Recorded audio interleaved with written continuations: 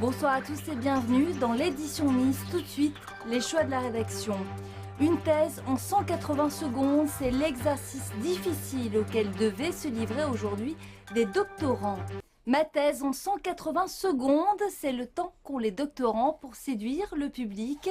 En 3 minutes, ils doivent être clairs, concis et surtout convaincants. Le meilleur candidat participera à la finale nationale qui aura lieu à Paris. Hélène France et Emmanuel Félix ont suivi ces épreuves très particulières. Ma thèse en 180 secondes, c'est-à-dire 3 minutes pour qu'un doctorant présente un sujet de recherche. Ça se passe au Château Valrose et on y va tout de suite. Vous allez concourir dans quelques minutes. Quel est le sujet de votre thèse ? Mon sujet de votre thèse, c'est résolution du problème de rayonnement électromagnétique appliqué à l'imagerie médicale. Qu'est-ce que ça vous apporte de faire ce concours ? Surtout une résonance pour la thèse, au niveau professionnel aussi bien qu'au niveau universitaire. Et c'est une bonne aventure, je pense. Et l'aventure n'est pas de tout repos. Une formation de 18 heures pour savoir prendre la parole et évoluer devant un public. 9 femmes, 4 hommes, dans un état de stress et de trac maximum et un jury de personnalités de tous horizons. Qu'est-ce que vous allez prendre en compte ?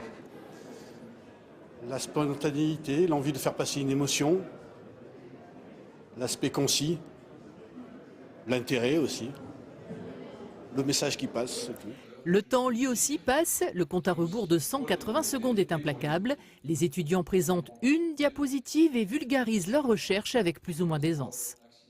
Qu'est-ce qui a été le plus difficile ? De retenir par cœur mon texte.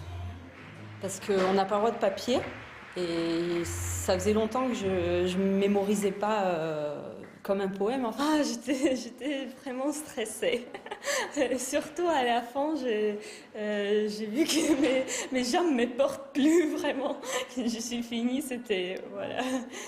Et pourtant, c'est cette jeune étudiante qui a remporté le concours cette année et représentera l'Université Côte d'Azur à la finale de Nancy le 3 juin prochain.